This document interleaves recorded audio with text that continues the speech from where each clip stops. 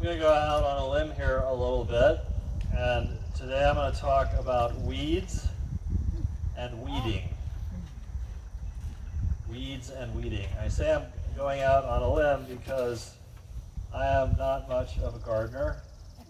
I enjoy gardens. I enjoy pretty flowers and fresh vegetables and crops from the field, but I don't have a lot to do with producing them. But I still want to talk a little bit about weeds and weeding. I know that there are some very accomplished gardeners listening to this sermon. And at the earlier service, we had some people that actively farm. So a lot of you know a lot more about weeds and weeding than I do. I am told that there are some people who actually like weeding. They find the process satisfying. You work your way down a row or through a bed, and when you're done, you can see what you've done. You can see the results of your work. And a lot of things we do in life, we spend a lot of time working hard on something, but you're never quite sure whether or not it's borne fruit or not. And when you weed a bed or weed a row, you can see exactly what you've done. Other people don't like the process. They find it a really annoying chore because it's never finished. Right? You can weed that bed and you think it's pristine, and you turn your back and something else has popped up, or you've missed something. You weed from this direction, it all looks great, and then I walk down to the other end and I realize, oh no, I missed all of that. There are also people in our congregation who weed, if you want to call it that, at the industrial level, right? If you're growing a crop in a field, you may go through that field before you plant and hit it with herbicide or till everything underneath. Doesn't matter what's there, it's all going. However we approach this, there's this sort of common understanding that there are plants we want and there are plants that we do not want. Stuff that we want to grow, and there's stuff that we do not want to grow. And the annoying thing is that the plants that we do not want to grow seem to keep coming back. They seem to keep coming back. And so flower beds and farms and vegetable patches have to be tended. They have to be tended to, because you can either do a little bit all the time and stay on top of it, or you can let it go. And then you have this big, honking, onerous job of an overgrown patch that's got to get cleaned out. And sometimes the worse it is, the less you want to do it, as this sort of looming thing is waiting for you. Paul, in his letter to the Romans, in his own way, was talking about weeding. Paul was talking about weeding. Paul began today's epistle lesson with, "Do not let sin exercise dominion in your mortal bodies to make you obey its lusts."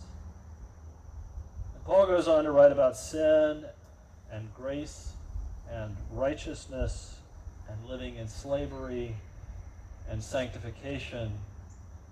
He has all these big, wonderful theological terms. But that's not the way we normally think. That's not the way that most of us talk and reflect. So sometimes we have a hard time getting our heads around this, what Paul was talking about.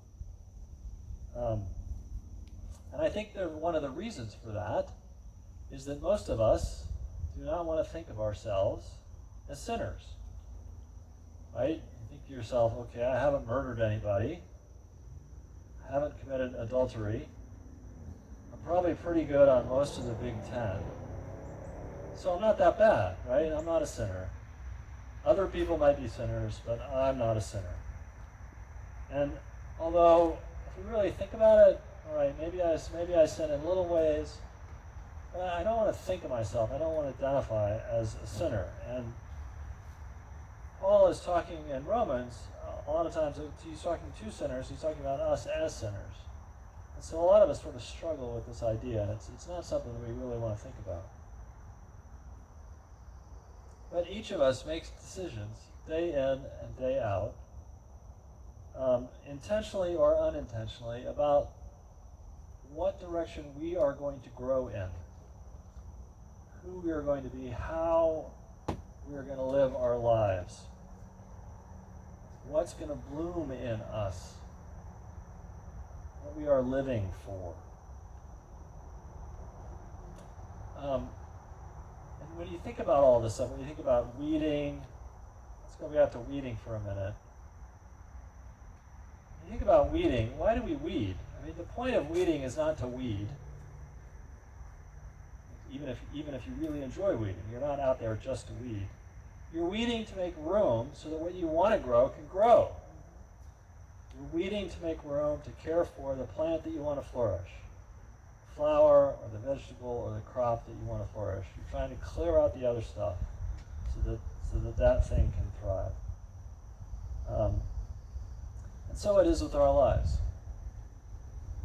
As we get rid of the things that distract us, the things that get in the way of living for God, we're doing it not because we're obsessed with sin. Sometimes people say that we as Christians are obsessed with sin. The point is not the sin itself, although we have to deal with that. We have to deal with the things in our lives that get in the way of us growing in godliness. The point is that God is pouring down God's grace and love on us, and he wants that to flourish in us. And we have to make room for that. We've got to get the other stuff out of the way so that this free gift of joy and love and peace and can flourish. Because especially when it's young and or when we're going through hard times, it's easy for that to get choked out. And the other stuff competes, and the other things get in the way. And so it takes attention from time to time to get rid of that other stuff, because the roots are still there, seeds, if you will, are still there, some bad habits and some things that we don't want to do. And they'll spring up if we don't pay attention to them. And they'll get in the way of that love that God has poured out on us. This year in our gospel readings, we are reading Matthew's gospel. And most of us, when we think about reading the gospels, we think about, I think at some level, we think about the gospels as a history lesson. These are the facts that happened. And we read it with that in mind. This is the narrative, this is the story, this is the God story. These are the things that happen. We read it as a history lesson. Particularly for the rest of this church year, from now till the end of the summer and through the fall, up till Advent begins. I want you to read Matthew, or listen to Matthew, not as a history book, but as a love story. Listen to Matthew as an invitation to how we are to live in response to God's love.